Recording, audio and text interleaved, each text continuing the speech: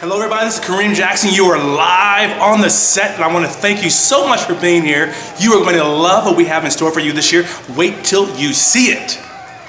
Stay tuned.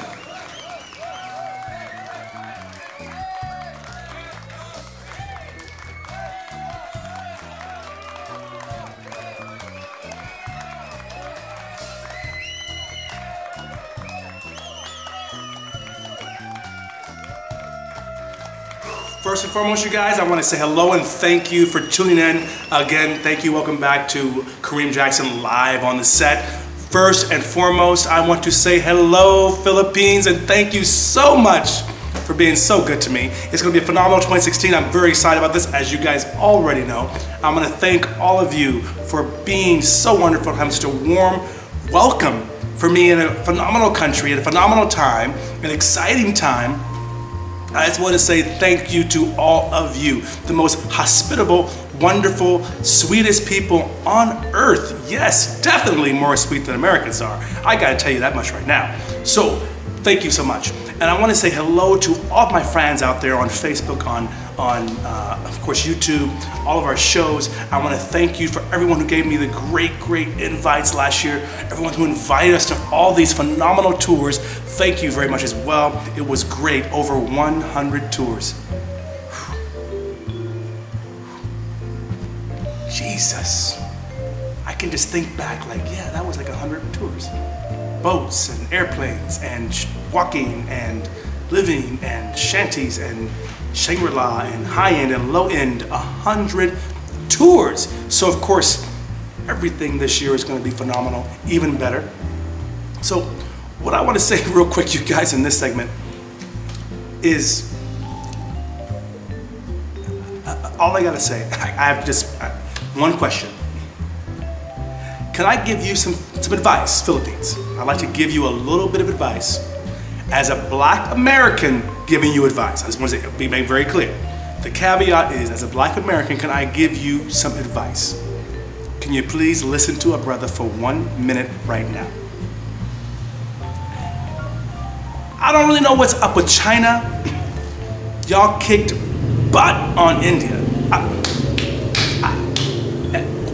As a businessman from the West, I am amazed. Every person in America who ever has called the phone company about their bill being late, who's ever sent money to Western Union, if you've ever dialed and got some Walt Disney clothes, if you've ever done anything, if you call and say, oh, my website's not working, how do I get it to work? You have called the Philippines and ain't one person complained. Not one! India, they would hang up the phone. Oh, hello, how are you? Thank you for calling AT&T. Click. Done. So Philippines, congratulations on kicking butt on India. Let me tell you, that was phenomenal. And you kick butt in many ways. All that's happened, of course. But of course, you got to welcome the hateration, Philippines. You got to welcome the hateration. Say it, it's called hate-toration. And I want to tell Philippines, as a Black American in America who was called niggas so many times, we have all gone through things that you could not imagine in our history to succeed to where a Black American president landed in the Philippines on Air Force One. I was at the airport. I was too nervous to even interview anybody. I had a reservation. I never made it to the reservation because I was in so much awe about everything. I had friends like Carlos Sadran. He's on Facebook, sent me pictures saying, oh, I'm at the APEC, baby, I'm at the APEC. I couldn't even make it. I was in so much awe that I just wanted to be a consumer. I just wanted to walk around and enjoy the wine and the cheese and have a great time that a Black American president landed on Air Force One at APEC. Anyway, my advice is this. You are #1 right now, fastest growing market in the world. Of course China's gonna mess with you. Of course they're gonna mess with you. We here, Americans are here, the ships are outside. Everybody's kicking in, doing what they gotta do. You are the one. I mean, this is it. This is election season right now. We are rolling into election season. Our group is launching the first Barangay Neighborhood Lifestyle magazine ever in history, showcasing stuff, and we got shows, and we got TV, radio popping up, talking about promoting, showcasing the election and all the insights. This is the 2016 election season in America and in the Philippines. But in the Philippines, it is huge. If you pick the wrong person this year, you are right now, you're about to double your economy. Americans have no idea what that means since like maybe the 1900s. We ain't had numbers like that. You at a 10% growth right now, consecutively. In 10 years, whatever we got right now, it's gonna double. You got 4.5 million people working at the call centers right now, the BPO. You're supposed to have almost 10 within 10 years. That's some amazing, amazing stuff to me. I'm amazed. I see it every day. I talk about it all the time. People do not believe me. But this 2016 election, let me tell you, you have got to understand, America is like bankrupt right now. We rolling, we doing our thing. We the best country in the world. I love my country, don't get me wrong. But when it comes to GNP, no, ain't happening. So that's all right though, because we are global. Internet, Facebook, you know, all that Twitter, that's all from over there. So we okay. But at the end of the day, when it comes down to it in the Philippines, when you have got to push that, my God, I couldn't imagine.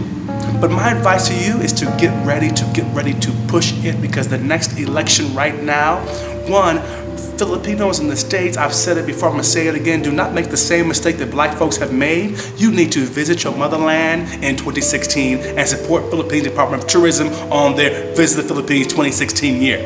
You need to do that.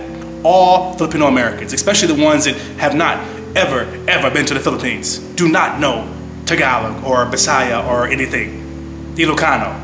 Yeah, if you don't know any of that, if you don't know any of those languages, you need to visit your motherland. Do not make the same mistake that we did, because your motherland is rolling. It's nearby. $1,500, $800 sometimes if you get one of them great tickets, you in the Philippines back and forth. You will be flabbergasted. If Donald Trump has a tower here, if Paris Hilton got 2 towers up in here, if you got all these folks you seeing who are booming happy, if you seeing all the stuff, what are you doing? Go back. Do not make the mistake that we made. So understand something. To be honest, I don't want to say the names because I've learned from Carlos I don't say names on my shows. But I would tell you, this particular candidate that I am speaking of in the Philippines 2016 election, I do not know if he's a digger or not. I don't know if he got black friends. I don't know what it is, but he is truly, truly a gangster, and I love him. I must say I love him. I don't know exactly what's going on. I can't vote, so I have no opinion at all. But I must say, when you rolling around in a brigade of cars, you got guns everywhere, you taking care of your stuff, you rolling, you got like ambulances and badass cars and police cars rolling, and your city got a crime rate like Canada in the Philippines, and you got girls, and you are gangster. And I must say, I don't know for sure what's going on, but I am curious about that particular candidate in the Philippines who's rolling. If you guys know in the Philippines what I'm talking about, you know who I'm talking about, and that candidate is amazing to me. I don't agree with hardly nothing, just like black folks and Republicans. I don't know what Republicans are talking about, I don't know what they mean, but they do know how to make some money. I must say, you ain't never really met, unless you met a redneck, a poor Republican. So I must say, I listen when they talk. I may not agree with everything, but I would be like, okay, okay, oh, that's what I'm gonna do. Because in the day, you never see no broke Republican up in office. So I will not vote for them, but I will listen. And I'm listening to this candidate. I'm listening to him because he has a message that I have never heard in the Philippines in my generation. But I've heard that they've had that message a long time ago. But I'm curious about this one. The other candidates, let me tell you, they all have something to give, but I'm curious on how they're gonna do when they got an economy that's like a big bull in Mexico, like one of them bulls that you ride on, and the bull is, they throwing arrows and spikes at it and everything, he just will not go down. That bull, like in New York City, that bull, like that Wall Street bull, they got a bull market right now. Who is going to ride this bull in the election? I am watching, hope you're watching too, because it's going to be very exciting. Let me tell you this. I want to also talk about one thing. The BPO industry, I told you, is booming. It's the biggest industry in the country. It is all over the place. But I want to apologize to all of you right now, because I hear from all of my friends who work at the call center, all my managers who work at the call center, I hear all the time about how my peoples talk to you on the phone. But let me express one thing to you. If Shanae calls you on the phone about her bill in the States with AT&T, example, and she is going off, oh my God, and motherfucker, we cuss a lot, we are very dramatic people. And Filipinos are very sweet people. But they have horror stories dealing with my people. The best way to say to a black woman like Shanae Shantae or Tyrone who's calling you on the phone, the best thing you can do, because I understand when you, a black person in America, you are using AT&T, it's hard to get that credit plan. That bill, that is not the price of those little cheap rinky-dink companies. They ain't, no. This AT&T in America is like the bougie girl company. They bill you, and when you get a bill, if you don't figure it out with the call center person, your phone will be shut off right now. So it's very important to these people. The best thing to say when you get that is, ma'am, I cannot believe your bill is that high. Let me figure out what I can do, and just give them a credit from the get-go. Don't talk about, if you can give a credit, give a credit. If a woman calls on the phone, or a man, you know they are Black American, just listen, and then at the end of the day, give them whatever credit you can give them. Otherwise, you are going to go back and forth, and all she really wants is a break. That's it. Because you see the commercials, you see TV, CNN, you know it's hard for black folks in America right now. So to Filipino BPO industry people, I apologize on behalf of all of my people. I hear all of the stories, I do understand, I really do, but let me tell you, with the fastest growing economy in the Philippines, let me tell you, she ain't complaining. We love the Philippines, we love calling y'all on the phone, we love the industry, but just give them a break when they call you on the phone. That's all I can tell you. So, you guys understand that we've been here for this immersion tour, going on almost 4 years, back and forth to the Philippines, showcasing the lifestyle here. And I mean the real lifestyle. We first started off with that bougie, great little thing. We did that at first. Then, from that point, we decided, okay, let me just figure out what I gotta do. Understand this. This next year,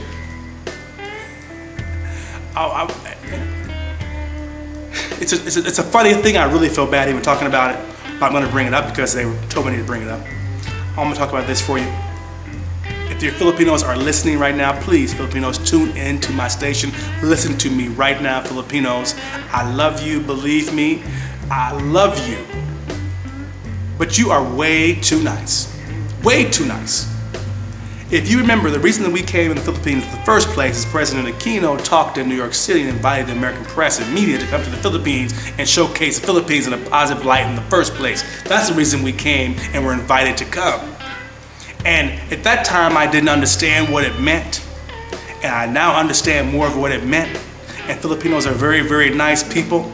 But the bad press, it's really got to stop. Y'all got to stop with the bad press. There is nothing wronger about the Philippines than any country that I've ever been to in my life. The Philippines is no more unsafe than walking through New York City after 6 p.m. The Philippines itself is growing faster than any country I have ever seen, ever.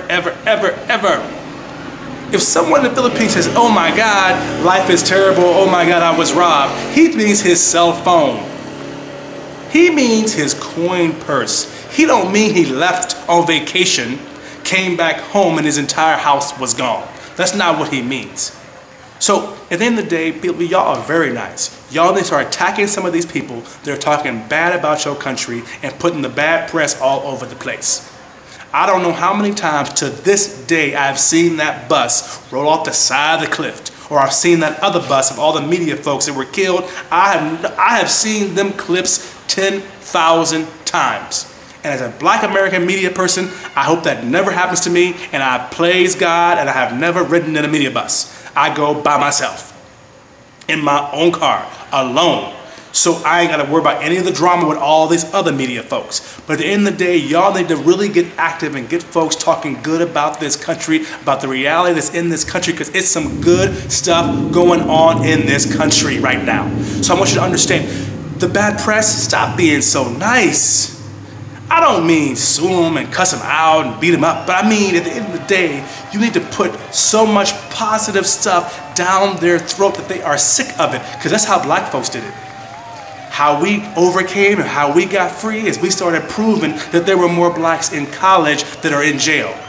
That number that you got, that was all fake. And the ones that are in jail, half of them shouldn't be there in the first place.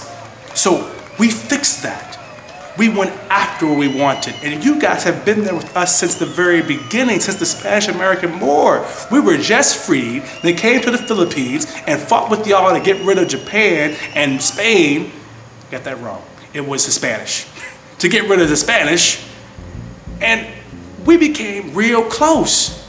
We hooked up. Folks like Dennis Rodman's father, Philander, he said he stayed. Whatever, I don't know how he came or how he met the Philippines, but he didn't leave here.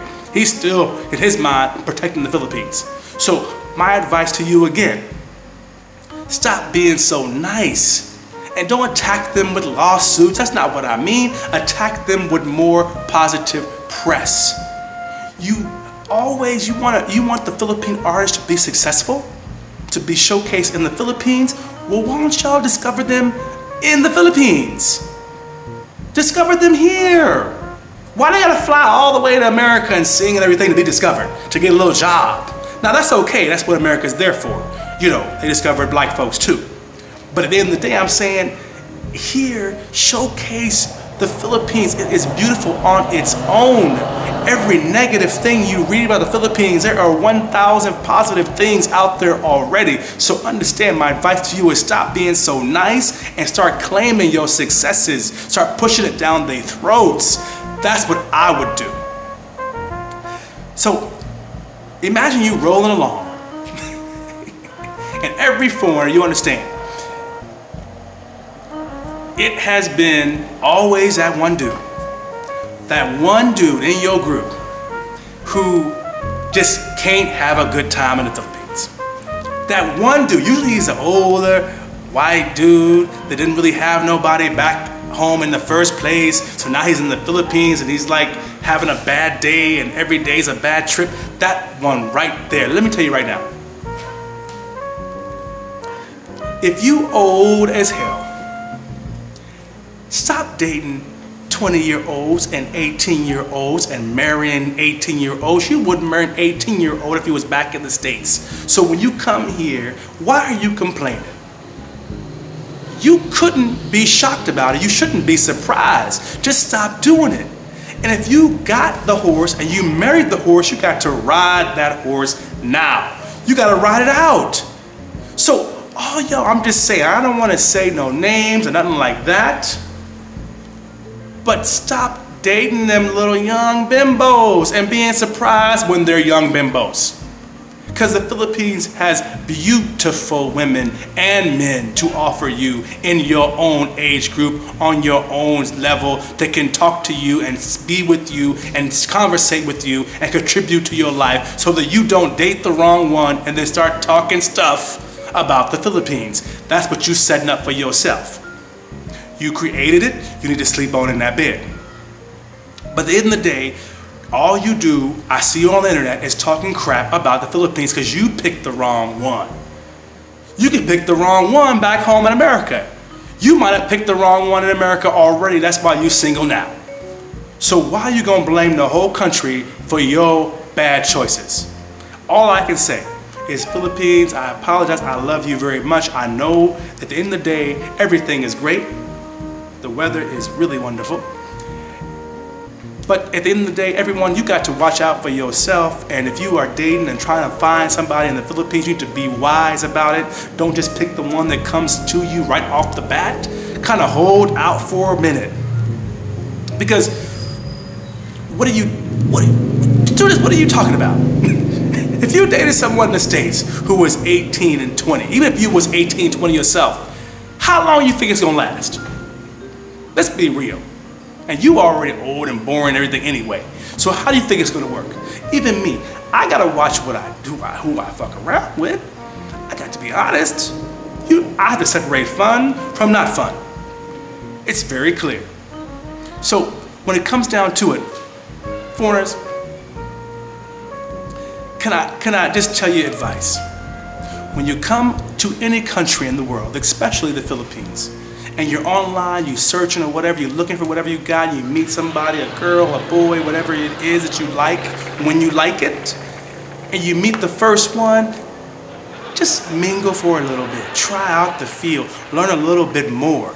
Because at the end of the day, the Philippines is not represented by one person. That's all I got to say. Another thing, let me give some other advice to foreigners come to the Philippines, because you guys are always asking me this one too. I get this one all the time, and I want to tell you right now, foreigners,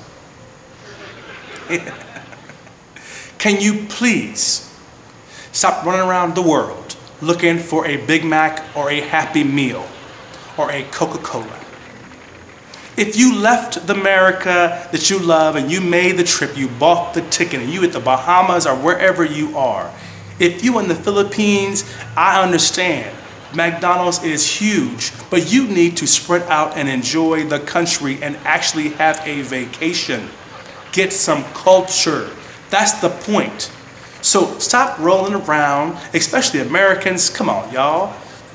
You ain't got to eat McDonald's all the time.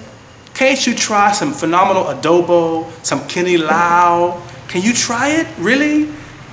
You traveling all over the world and you looking for a McDonald's, a Mickey D's. I host you, and I'm gonna tell you right now, if you come here on one of our tours, we are not going to McDonald's.